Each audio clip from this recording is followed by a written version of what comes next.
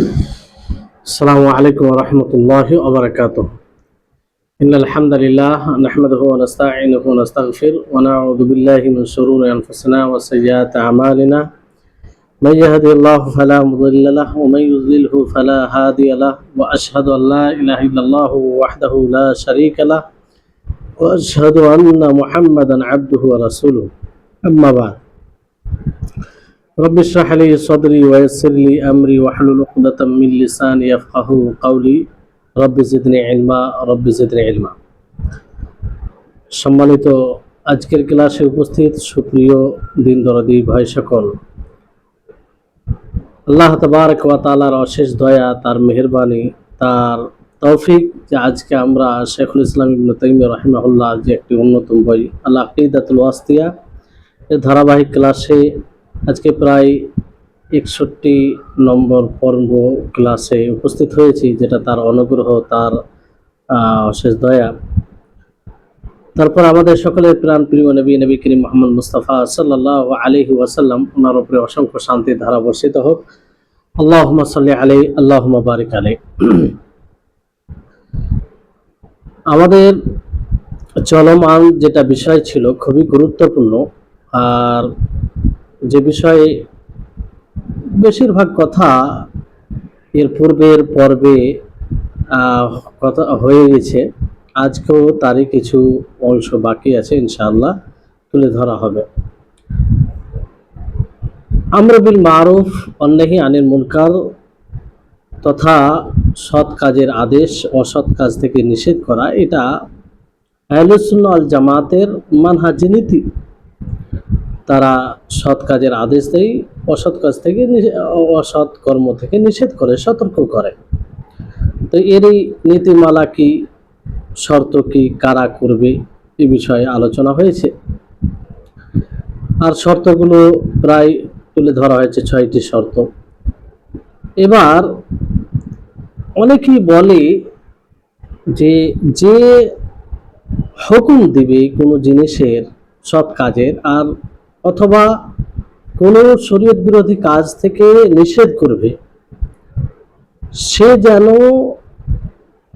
যাকে নিষেধ করবে সে যেন তার মাতা না হয়, তার দাদা না হয়, দাদি না হয়, নানা না হয়, এইরকম কোনো শর্ত লাগায়। কেউ কেউ বলে যে এরকমটা যেন না হয়। তো এরকমটা কোনো শর্ত নেই, বরং আপন যদি হয় তাহলে আরো এর গুরুত্বটা বেড়ে যায়। অনেকে বলে বাবা আছে, তাকে কি বলবো, শ্রদ্ধা, তার পিতা, তাকে মানা করব, কোনো কাজের আদেশ করব, তো এটা তো মানে বেয়াদবি হবে, কিংবা কি করে হয়, তো মনে করে যে এটা জরুরি নয় এই ক্ষেত্রে। কিন্তু না, এটা ভুল। বরং ওই সময় আরো তাকিদের সাথে আরো জরুরি হয়ে যায়, আরো জরুরি হয়ে যায়। কারণ বাবা মায়ের সাথে ইহসান এর দাবি হচ্ছে যে বাবা মাকে গুনাহ থেকে বিরত রাখা, সতর্ক করা। যদি কারো কোনো সন্তানের চোখের সামনে তার বাবা মা ভুল কাজ করে, আল্লাহর অবাধ্যতা করে, শরীয়তের বিরুদ্ধাচারণ করে, তাহলে তাকে বাধা দেওয়া তার জন্য আরো জরুরি হয়ে যায়। যদি সত্যিকারে সে বাবা মাকে ভালোবাসে, সত্যিকারে যদি সে বাবা মায়ের সাথে ইহসান করতে চায়, প্রকৃত ইহসান করতে চায়, অথবা কোনো কাজ যদি ইতাআতের কাজ না করে, তাহলে হুকুম দেওয়া এটা জরুরি হয়ে যায়। কারণ ভালোবাসার দাবি হচ্ছে এটা বিপদ থেকে বাঁচা। কেউ যদি গুনাহ করে, পাপ কাজ করে, অন্যায় কাজ করে, ভালো কর্মকে ছেড়ে দেয়, তাহলে তো সে বিপদে আছে। তাই বিপদ থেকে, যেমন আমরা দুনিয়াতে বাবা মাকে বিপদ থেকে উদ্ধার করার জন্য কত রকম প্রচেষ্টা চালাই, তো এটা তো বড় বিপদ, তাই বিপদ থেকে বাঁচাতে হবে। অনেক সময় বলে আমি আমার আব্বাকে বলি, তো আমার আব্বা আমার উপরে রাগান্বিত হয়, আমাকে বকাঝকা করে, তো আমি কি করি? এই ক্ষেত্রে সৎ কাজের আদেশ কি দিতে পারি পিতাকে, আর অসৎ কাজ থেকে কি নিষেধ করতে পারি? এরকম প্রশ্ন আসে। তো এর উত্তর এটাই হবে যে না, অবশ্যই আপনি তাকে বলুন, সৎ কাজের আদেশ করুন আপনি আপনার পিতাকে। যদিও আপনার পিতা আপনার উপরে রাগান্বিত হয়, হ্যাঁ, বকাঝকা করে, কটু মানে কিছু এরকম কথা বলে যা দ্বারা আপনি হয়তো কষ্ট পাচ্ছেন, তো আপনি তার উপরে ধৈর্য ধরুন। ধৈর্য ধরুন, আপনার পিতা যদিও আপনাকে কি এমন কিছু বলে দেয় যে ধৈর্য ধরুন, তার আপনি বলতে থাকুন। আর এইভাবে বলতে থাকলে অবশ্যই এর কিছু ফলাফল দেখতে পাওয়া যাবে। আর এটা তো আম্বিয়াদের মানহাজ, আম্বিয়াদের এটা নীতি। আপনি ইব্রাহিম আলাইহিস সালামের ঘটনাকে দেখুন, ইব্রাহিম আলাইহিস সালামের ঘটনা পড়বেন। আর ইব্রাহিম আলাইহিস সালামের যে মিল্লা, ইব্রাহিম আলাইহিস সালামের যে দিন, সেটা অনেক ক্ষেত্রে আমাদেরকে অনুসরণ করতে বলা হয়েছে। ইব্রাহিম আলাইহিস সালাম যখন তার পিতাকে শিরক করতে দেখেন, শিরক অবস্থায় দেখেন, তখন তিনি ভর্ৎসনা করেন নিজের পিতাকে, বলেন আল্লাহ তাআলা কোরআনে বলেছেন এইভাবে, ইয়া আবাতি লিমা তা'বুদু মা লা ইয়াসমা ওয়া লা ইউবসির, যে হে আমার আব্বু জান, আপনি কেন এমন জিনিসের ইবাদত করেন, দাসত্ব করেন, গোলামি করেন, যে না শুনতে পায় না দেখতে পায়, ওয়ালা ইউগনি আনকা শাইয়া, আর আপনার কোনো জিনিসে উপকার করে না। আয়াত রয়েছে।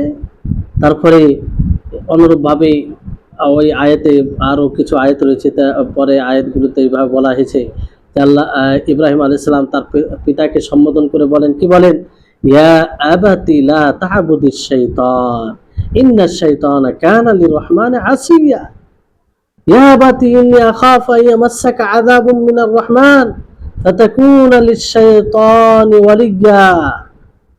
কি বললেন, হে আমার আব্বু জান, আপনি শয়তানের দাসত্ব করিয়েন না, কারণ শয়তান রহমানের অবাধ্যকারী। হে আমার আব্বু জান, আমি ভয় করি যে আপনাকে রহমানের কোনো আযাব, আল্লাহ তাআলার আযাব স্পর্শ করবে, কারণ আপনি শয়তানের বন্ধু হয়ে গেছেন, শয়তানের সাথে বন্ধুত্ব করছেন।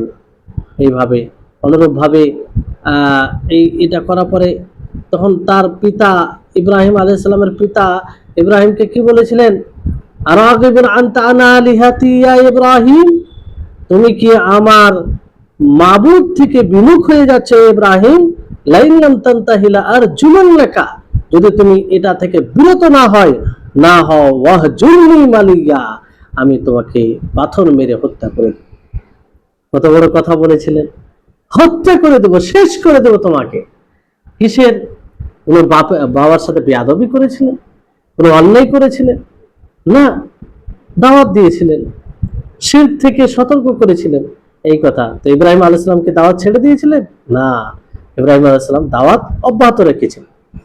অনুরূপভাবে ইব্রাহিম আলাইহিস সালাম আজরকে তার মানে পিতা আজরকে কি বলেন, যে আতাত্তাখিযু আসনামান আলিহা ইন্নী আরাকা ওয়া কওমাকা ফি দালালিম মুবিন, আপনি কি এই মূর্তিগুলোকে মাহবুদ বানিয়ে নিয়েছেন, ইন্নী আরাকা, আমি আপনাকে দেখছি, ওয়া কওমাকা, আর আপনার জাতিকে দেখছি, ফি দালালিম মুবিন, তারা সুস্পষ্ট গুমরাহিতে রয়েছে, পথভ্রষ্টতায় রয়েছে। তাহলে এখানে দেখেন, তিনি কি আপোষ করেছিলেন যে আমার পিতা আছে, কি বলবো, যা করছে করুক, আমার পিতা তাকে এইভাবে কি করে বলতে পারে, এরকম কি কথা বলেছিলেন, ভেবেছিলেন না, সতর্ক করেছিলেন, কারণ এটা বড় বিপদ, বড় বিপদ। এই বিপদ থেকে বাবাকে, অন্যকে আপনি রক্ষা করবেন, তার চেয়ে বেশি হক রাখে বাবা মা যদি এই বিপদে থাকে তারা। জি, তো আপনার সামনে আপনার বাবা হোক, আপনার মা হোক, আপনার বড় ভাই হোক, আপনার স্বামী হোক, আপনার যাই হোক না কেন, যতই কাছে হোক না কেন, যদি অন্যায় করে, তাহলে আপনি তাকে বলুন, তাকে সতর্ক করুন। এটা আপনার ভালোবাসার দাবি। এই ব্যাপারে আমরা অনেক শিথিল হয়ে যাই, বাবা মা তাদেরকে কি করে বলবো, তারা বললে তো আমাকে বাড়ি থেকে বের করে দেবে, এই করবে, হ্যান করবে, ত্যান করবে, আগেই মানে অনেক কিছু ভেবে নেই, তো না, আম্বিয়াদের থেকে যেটা আমরা শিক্ষা পাই, যে বাবা মা হলেও তাদেরকে সতর্ক করতে হবে, বরং আরো বেশি তারা হক রাখে। তাই হচ্ছে আমর বিল মারুফ ওয়ান নাহি আনিল মুনকার সম্পর্কে পূর্বের পুরো পর্ব ছিল আর আজকের এই পর্যন্ত এই নিয়ে আলোচনা হলো। তারপরে লেখক রাহিমাহুল্লাহ তিনি কি বলছেন, আহলুস সুন্নাহ ওয়াল জামাতের কি মানহাজ, ويرون إقامة الحج والجهاد والجمع والأعياد مع الأمراء أبرارا كانوا أو فجارا। যে আহলুস সুন্নাহ ওয়াল জামাত তারা ধারণা করে, তারা মনে করে, তারা আকীদা রাখে যে হজ প্রতিষ্ঠিত হবে, জিহাদ আল্লাহর পথে সংগ্রাম, এবং জমায়েত হওয়া, ঈদ পালন করা, এগুলো কাদের সাথে হবে? আমিরদের সাথে হবে, আমির নেতার সাথে হবে। নেতাগুলো যদি নেক হোক আর তারা ফাজির গুনাহগার হোক, যাই হোক না কেন তাদের সাথে করতে হবে। তাহলে আহলুস সুন্নাহ ওয়াল জামাত এটা আকীদা রাখে, মানে এটা তাদের নীতি যে একাকী ভাবে হজ করলে হবে না, হজ করবে, হজের পুরো কাফেলার কেউ আমির থাকবে। আল্লাহর পথে সংগ্রামের যদি প্রয়োজন পড়ে, নিজের দিনকে বাঁচানোর জন্য, নিজের ঈমানকে রক্ষা করার জন্য, তো অবশ্যই তার আমির থাকতে হবে। ঈদ পালন করবেন তো অবশ্যই তার আমির থাকবে, ইমাম থাকবে। আর যদিও সেই ইমাম গুনাহগার হয় অথবা সৎ হয়, সৎ হলে তো কোনো প্রশ্নই আসে না, গুনাহগার হলেও তার পিছনে থাকতে হবে, তার পিছনে থাকতে হবে। জি, তাহলে এখানে বিষয় হচ্ছে যে আমির নেতা যদিও গুনাহগার হয় তাদের সাথে থাকতে হবে। আবরার মানে কি? আবরার মানে এটা বার এর বহু বচন আবরার, যারা অধিক আকারে ইতাআত করে, আল্লাহর অনুগত্যশীল হয়। ফুজ্জার বলতে ফাজিরের বহু বচন, যারা অনেক অধিক আকারে গুনাহ করে প্রকাশ্যভাবে। তো আহলুস সুন্নাহ ওয়াল জামাত তিনারা বিদআতীদের পুরোপুরি বিরোধিতা করে, পুরোপুরি বিদআতীদের বিরোধিতা করে, যারা বিদআতী তাদের বিরোধিতা করে।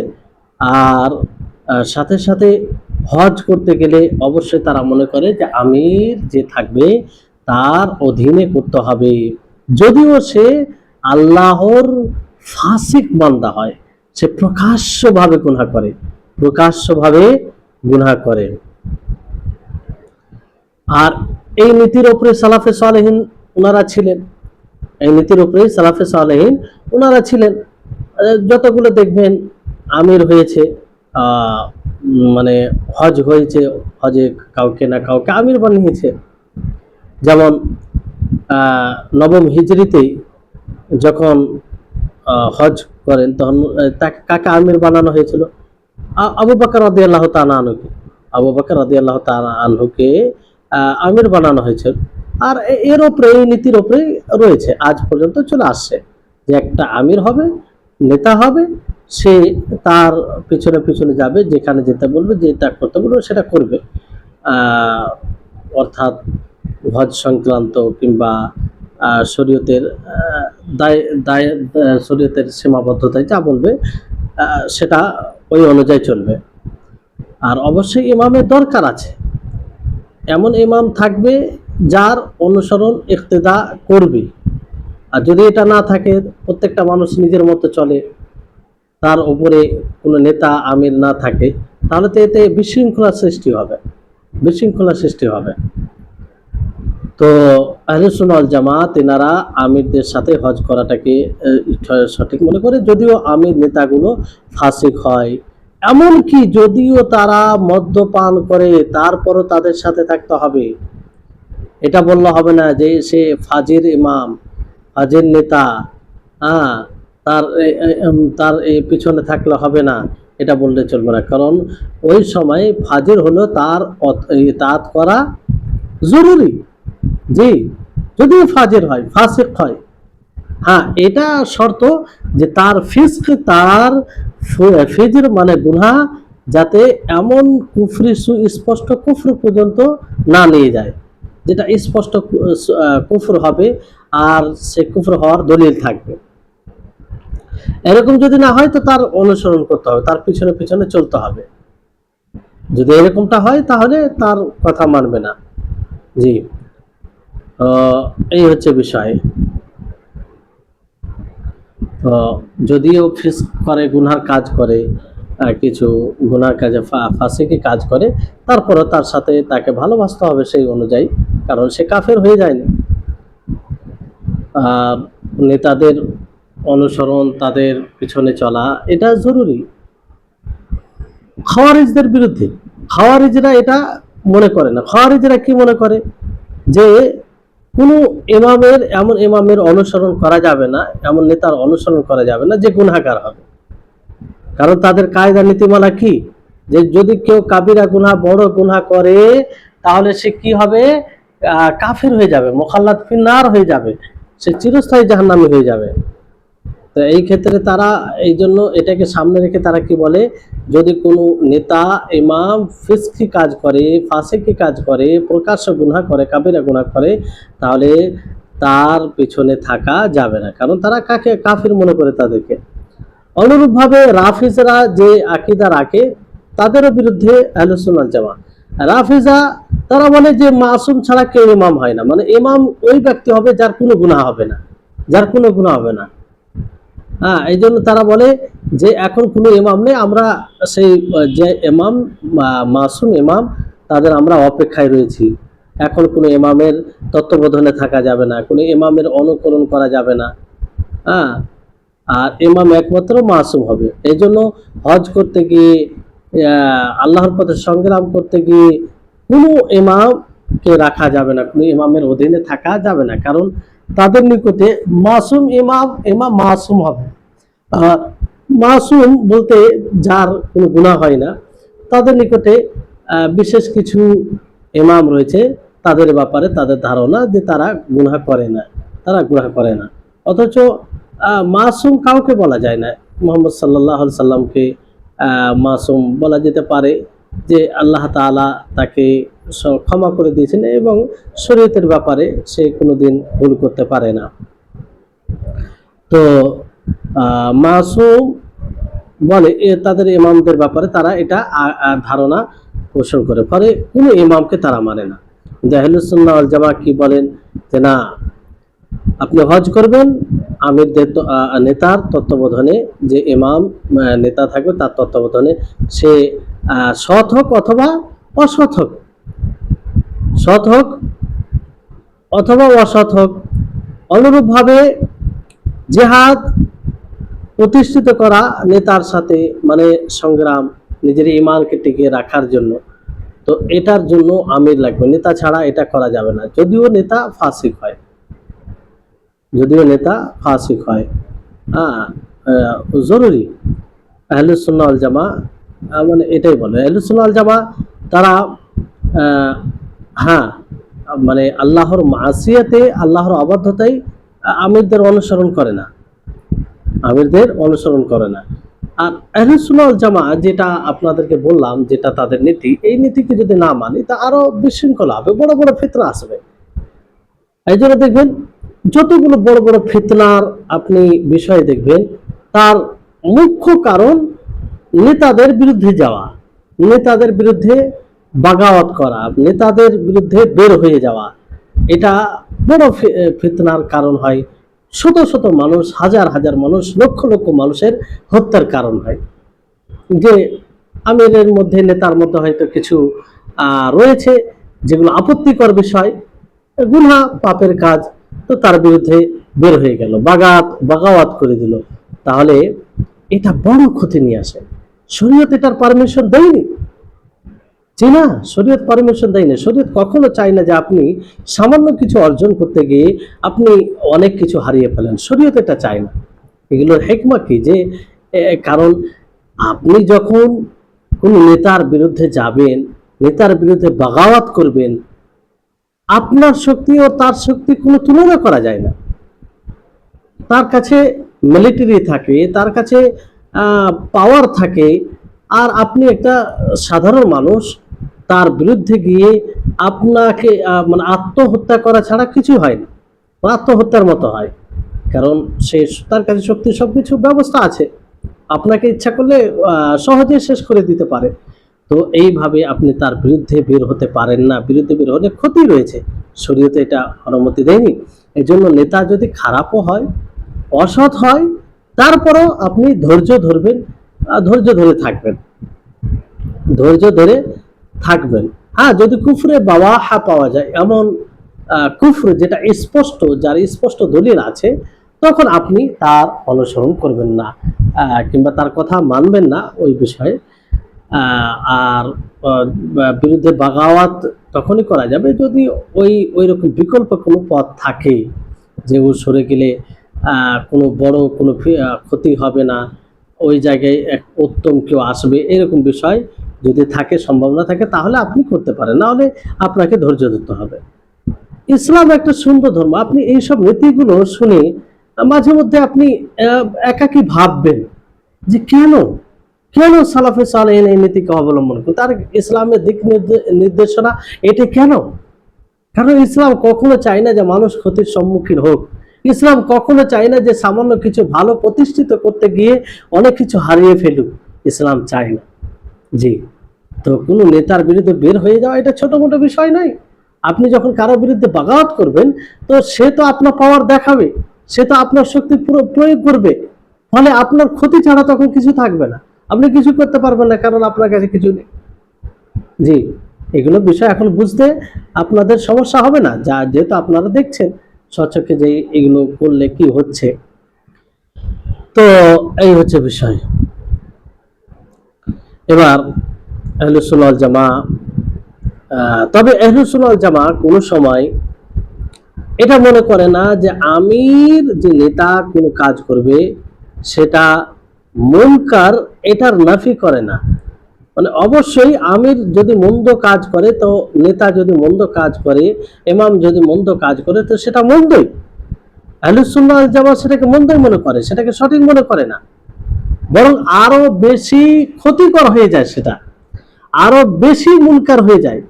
সাধারণ মানুষ যে একটা ভুল করে, সেটা যেরকম শরীয়তের আলোকে মুনকার, শরীয়ত বিরোধী কাজ, তার চেয়ে বেশি এটা শরীয়ত বিরোধী কাজ হয়ে যায় যখন একজন নেতা করে, একজন ইমাম করে, যার পিছনে থাকে সে করে। কারণ তখন কি হয়, একজন তখন আর এই ক্ষেত্রে গুনাহ হয় বেশি, এক্ষেত্রে গুনাহ হয়, কারণ দুইটি বড় বড় এখানে সতর্কতা কিংবা দুইটি বড় বড় নিষেধাজ্ঞা চলে আসে। দেখুন, একজন আমির, একজন নেতা যখন ভুল করবে, তো মানুষ তো, কিছু মানুষ তো তার ফলোয়ার থাকবে, কিছু মানুষ তো অন্ধভাবে তাকে মানবে। ফলে আমির নেতা যদি ভুল করে, তো মানুষও ভুল করবে। আর নেতা যদি কোনো ভুল কাজ করে, সেই ভুল কাজটাকে একদম ছোট ছোট নগণ্য মনে করবে। কি মনে করবে? আমাদের নেতা তো করছে, আমাদের ইমাম তো করছে, তার মানে কি এটা বড় বিষয় নয়। তাহলে একটা বড় মুনকারকে ছোট মুনকার মনে করবে। তো এটা একটা এর বিষয় চলে আসছে। দ্বিতীয় বিষয় কি, যে যদি নেতা আমির মুনকার কাজ করে, শরীয়ত বিরোধী কাজ করে, তাহলে তার হৃদয়ে এই মুনকারের যে একটা ভাবনা, যে সে শরীয়ত বিরোধী কাজ করছে, চিন্তা চেতনা, এটা কমিয়ে দিবে, এটা কমিয়ে দিবে তার অধীনে যারা আছে তাদের উপরেও। আর ওই রকম পরিবর্তন হয়ে যাবে সব, তখন যখন একজন আমির করবে, তখন বাকিরাও সব সহজে করতে আরম্ভ করবে। জি, এই কারণে আহলুস সুন্নাহ ওয়াল জামা তারা এটাই বলেন যে আমিরের সাথেই, নেতার সাথেই থাকতে হবে। যদিও এরকম কিছু ক্ষতির সম্মুখীন হতে হয়, ক্ষতির সম্মুখীন হবে, কারণ আমিরের ইতাআত করা জরুরি, আমিরের ইতাআত করা জরুরি। যদিও তারা নাফরমান হয়, তাদের সাথে তারা যদি ওই দায়িত্ব থাকে, হজ করতে হবে, জিহাদ করতে হবে, যদি ওরকম প্রয়োজন পড়ে। আর এমনই মানে একত্রিত হওয়া, আমিরদের সাথে, নেতাদের সাথে বসতে হবে, যদিও তারা ফাজের হয়। যদি ধরেন আমির, নেতা মদ্যপান করছে, মানুষের উপরে জুলুম করছে, কিংবা মানুষের মালকে হরণ করে নিচ্ছে, তারপরে তার পিছনে নামাজ পড়বে, তার পিছনে নামাজ পড়বে, কারণ তার বিরুদ্ধে গেলে আরো বড় ক্ষতি হবে, আরো বড় ক্ষতি হবে। মানে সময় ক্ষেত্রে বিদআতের পিছনে নামাজ পড়া যায়, যদি এরকম ধরেন আমির যে নেতা আছে সেই বিদআতি, তার পিছনে নামাজ পড়া যায়, কিন্তু শর্ত হচ্ছে তার বিদআত যেন কুফর পর্যন্ত না পৌঁছায়, এমন বিদআত না করে যে বিদআতটি তাকে কাফের করে দিবে কিংবা তা দ্বারা কাফের হয়ে যাবে, এরকম যেন না হয়।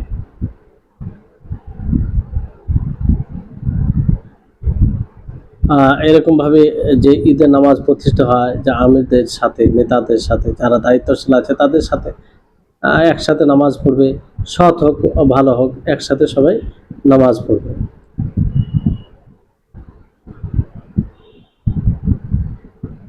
তারপরে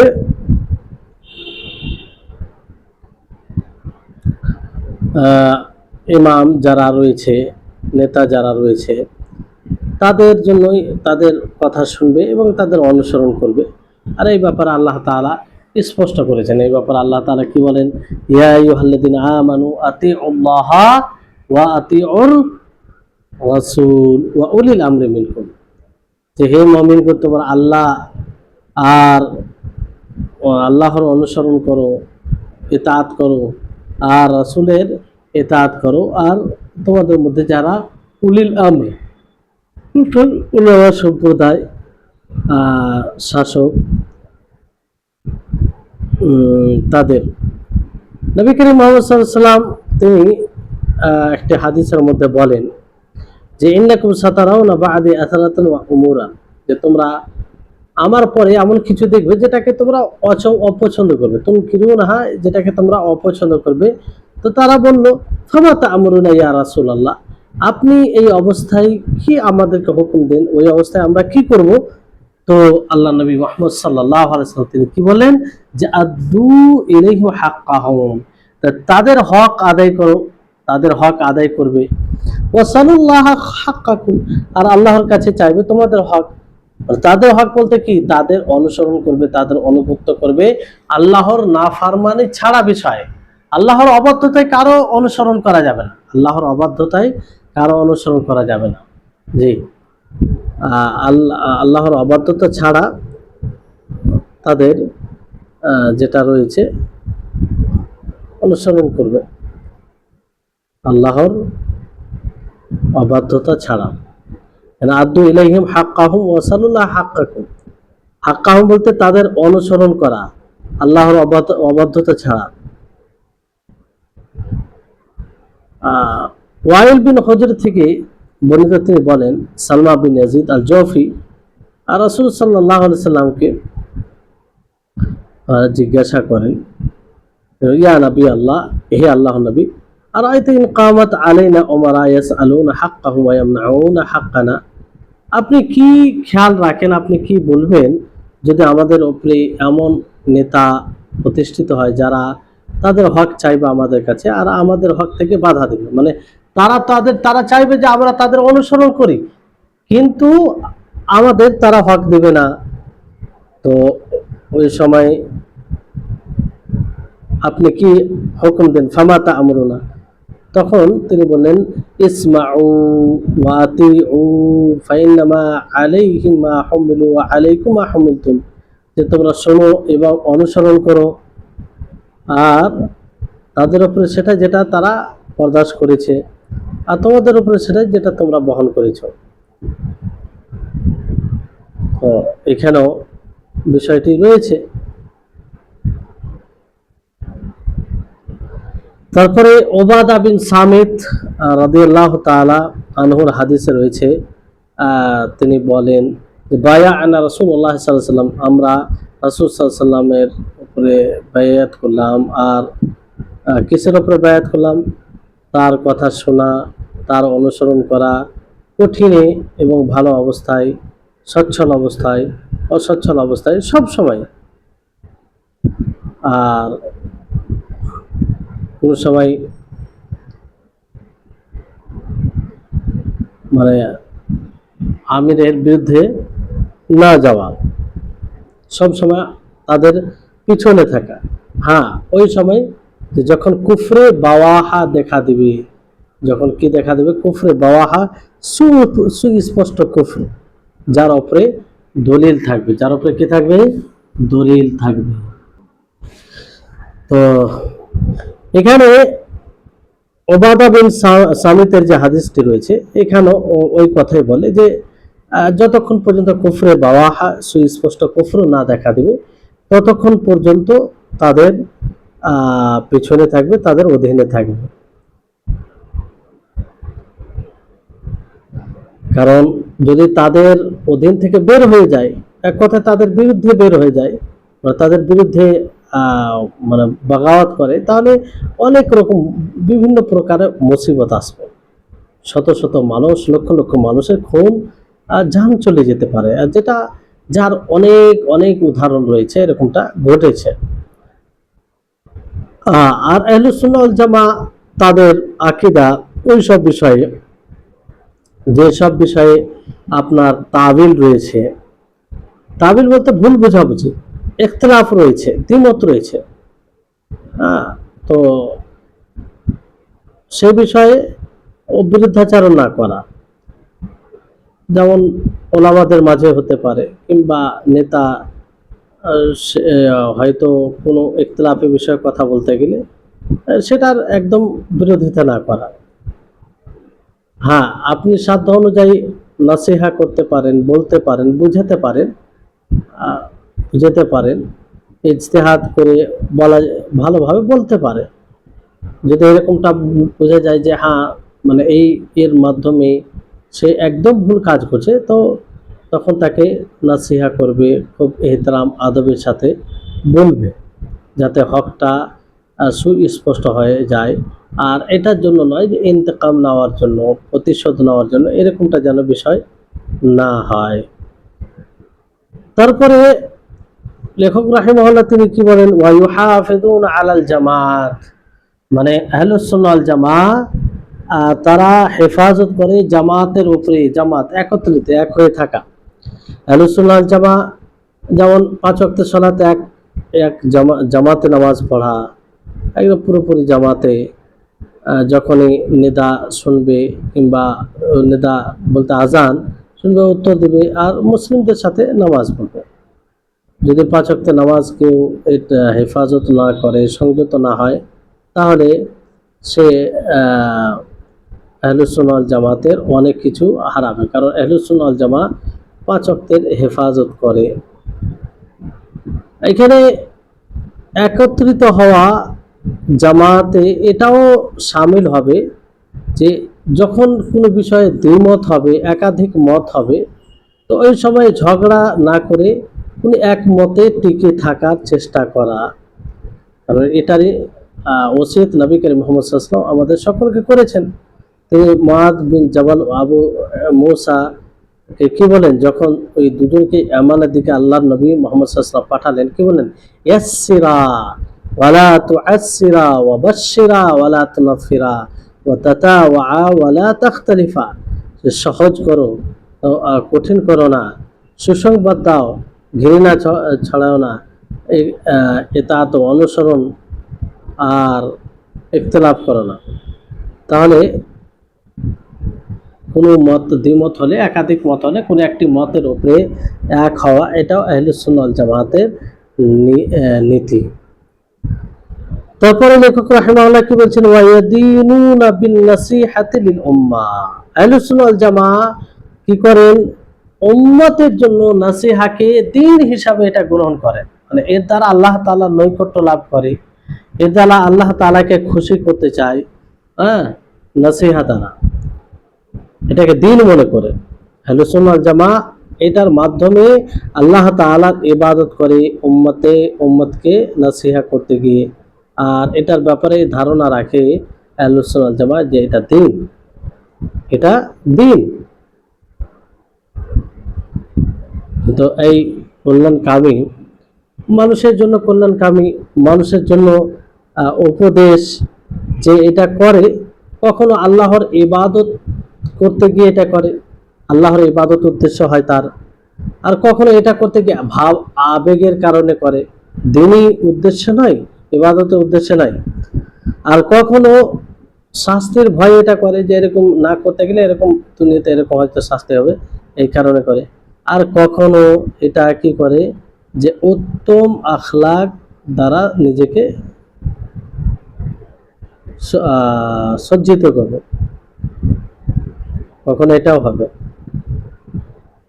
মানে যেটা দ্বারা উত্তম আখলাককে অর্জন করা আর যা দ্বারা মানুষের উপকার হবে।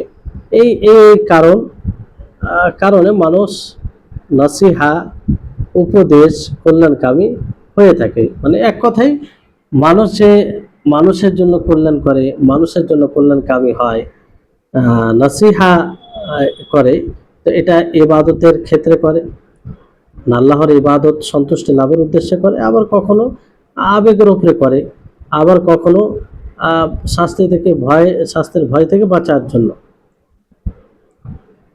তো নসিহা, তো আহলে সুন্নাহ ওয়াল জামা তাদের নীতি কি ছিল? তারা উম্মতকে, তাদের নীতি হলো তারা উম্মতকে নসিহা করবেন আল্লাহ তাআলার ইতাআত মনে করে, আল্লাহ তাআলার জন্য দিনের অংশ ভেবে। কারণ রাসূল সাল্লাল্লাহু আলাইহি সাল্লাম তামিম বিন আওস আদ-দারি রাদিয়াল্লাহু আনহু হাদিসে কি বলেছিলেন? যে আদ-দীন ওয়ান নাসিহা, দিন কল্যাণকামিতার নাম। আদ-দীন ওয়ান নাসিহা, দিন কল্যাণকামিতার নাম, তিনবার বলেছেন। তো সাহাবায়ে কেরাম জিজ্ঞাসা করলেন, লিমান ইয়া রাসূলুল্লাহ, হে আল্লাহর রাসূল, যে হে আল্লাহর রাসূল, মানে নসিহা কাদের জন্য, কল্যাণকামী কাদের জন্য হতে হবে? তো তিনি বললেন, লিল্লাহি, আল্লাহর জন্য, ওয়ালি কিতাবিহি, তার কিতাবের জন্য, ওয়ালি রাসূলিহি, তার রাসূলের জন্য, ওয়ালি আইম্মাতিল মুসলিমিন ওয়া আম্মাতিহিম, সাধারণ ইমামদের জন্য আর সাধারণ মানুষের জন্য। এখানে নসিহতের কথা বলেছেন, বলে এই হাদিসের মধ্যে সকল মানুষের সাথে মানে নসিহা করার কথা বলা হয়েছে, আল্লাহর সাথে, এমনকি কিতাবের সাথে, তার গ্রন্থের সাথে, তার রাসূলের সাথে, আর মুসলিমদের নেতাদের সাথে, আর জনসাধারণের সাথে। তো নসিহা কাকে বলে? নসিহা কাকে বলা হয়? নসিহা বলা হয় মানে কোনো জিনিসকে সত্যিকারে চাওয়া আর সেই পর্যন্ত পৌঁছানো।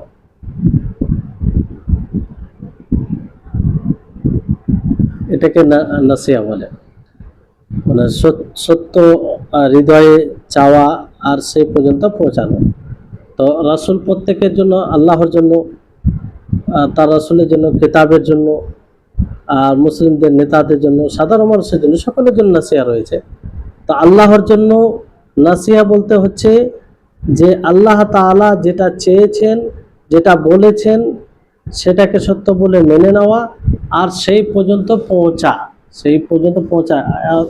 এটা হচ্ছে আল্লাহর সাথে নসিহা। আল্লাহ তাবারক ওয়া তাআলা যে শরীয়তকে নাজিল করেছেন, যে বিধান নাজিল করেছেন, সেটাকে নিজের জীবনে বাস্তবায়ন করা, এটা হচ্ছে আল্লাহর সাথে নসিহা।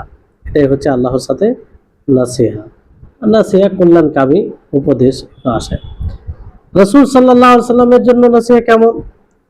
যে রাসূল সাল্লাল্লাহু আলাইহি সাল্লাম রাসূল সাল্লাল্লাহু আলাইহি সাল্লামের প্রকৃতভাবে অনুসরণকারী হওয়া, আর আখিরাতের পাথেয় অর্জন করা, আল্লাহ এবং তার রাসূল যা এনেছেন সেটাকে সম্পূর্ণরূপে মেনে নেওয়া, এটা রাসূলের জন্য নসিহা। রাসূলের জন্য নসিহা। কোরআনের জন্য কেমন ভাবে নসিহা হবে? যে এই কোরআনের ব্যাপারে একটা ধারণা রাখতে হবে যে কোরআন আল্লাহ তাবারক ওয়া তাআলার কালাম, আর এটা আল্লাহ তাআলা নাজিলকৃত কোনো মাখলুক নয়। কোরআন কোনো মাখলুক নয়, কোরআন কোনো মাখলুক নয়, বরং কোরআন আল্লাহ তাআলার সিফাত। কোরআন আল্লাহ তাআলার সিফাত। তো এই কোরআনের উপরে এইভাবে ঈমান নিতে হবে এবং সেই কোরআন অনুযায়ী জীবনযাপন করতে হবে, তাহলে তার কিতাবের জন্য নসিহা হয়ে যাবে। কোরআনে যা কিছু বলা হয়েছে সেটাকে সত্য বলে মেনে নেওয়া, যা কিছু মিথ্যা রয়েছে সেটাকে প্রতিহত করা, তারপরে মুসলিমদের নেতাদের সাথে কি নসিহা, মুসলিমদের নেতাদের সাথে নাসিহা। সেটা কি করে? যারা নেতা হবে তারা যেভাবে চলতে বলবে সেভাবে চলবে, শুধু আল্লাহর অবাধ্যতা ছাড়া, আল্লাহর অবাধ্যতা ছাড়াও। সাধারণ মানুষের জন্য কল্যাণকামী হওয়া কেমন? সাধারণ মানুষের জন্য কল্যাণকামী হওয়া কিভাবে? সাধারণ মানুষের জন্য যে এক অপরের বিপদে পাশে দাঁড়ানো, মানুষের সুবিধা অসুবিধা বোঝা, এগুলো হচ্ছে সাধারণ মানুষের হক। যার যেটা হক রয়েছে সেই হকটা পৌঁছে দেওয়া। আর সবচেয়ে বড় মুসলিমদের ইমাম হচ্ছে কারা? ওলামাগণ। কারণ এই জন্য কি করতে হবে? ওলামাদের জন্য নাসিহা বলতে কি, কিভাবে ওলামাদের সাথে আপনি নাসিহা কল্যাণকামী হবেন তাদের জন্য? যে ওলামাদের যেগুলো ভালো জিনিস আছে সেগুলো প্রচার প্রসার করতে হবে। কারণ প্রচার প্রসার হলে সেটা অবশ্যই অন্যের জন্য আইডিয়াল আদর্শ হবে, আর সেটাকে গ্রহণ করার চেষ্টা করবে, তো উনিও নেকি পাবেন। জি, অনুরূপভাবে তাদের সমালোচনা থেকে বিরত থাকা আর সঠিকের উপরে থাকার চেষ্টা করা।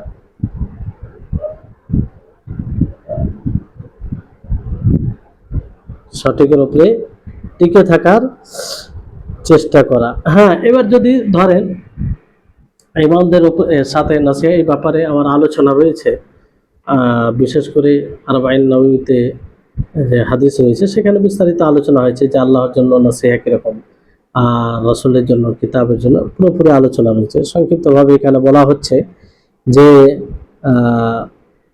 ওলামাদেরকে ভালোবাসা, এবং ওলামারা যদি কেউ ভুল করে তাহলে তাকে সম্মান দিয়ে তার ভুলটা স্মরণ করিয়ে দেওয়া। এমনটা নয় যে ওই ভুলের বাহানাতে তার উপরে আক্রমণ করা, কিংবা এমনভাবে তাকে বলা যেভাবে বলতে গিয়ে দুঃখ পাবে, কষ্ট পাবে, আর ফলাফল কিছু হবে না। এই ওলামাদের যদি ত্রুটি থাকে সেটাকে ছুপিত রাখা, গোপনে রাখা। কারণ প্রকাশ্যে বলতে গেলে অন্যদের তুলনায় বেশি ক্ষতি হবে। একটা আলেমের যদি গোপনীয় কিছু ত্রুটি তুলে ধরেন, মানুষের স্বাভাবিক তার উপরে ধারণাটা খারাপ হয়ে যাবে, আর খারাপ হয়ে গেলে তার কাছ থেকে আর কেউ ইলম নেবে না, তার কাছে যাবে না। তাই এটা একটা বড় ক্ষতি। এমনিতেও জ্ঞানের অভাব, তারপরে যদি এরকমটা হয় তো তার ইলম দ্বারা কেউ উপকৃত হবে না। এই জন্য আলেমদের মধ্যে কোনো যদি ত্রুটিও থাকে তাহলে সেটা প্রকাশ্যে না বলা।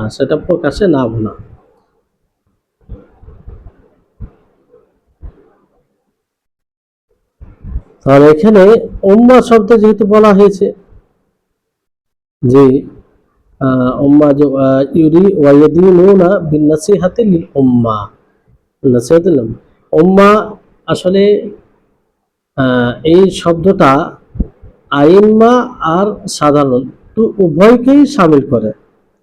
তাহলে সুন্নাত জামা নাসিহা কে দিন মনে করেন, নাসিহাকে কি মনে করেন? উপদেশ করাটাকে দিন, কল্যাণকামী হওয়াটাকে দিন মনে করেন।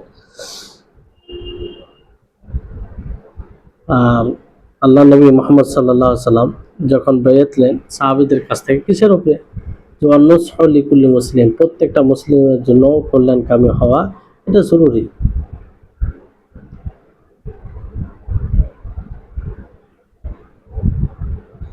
তারপরে আপনার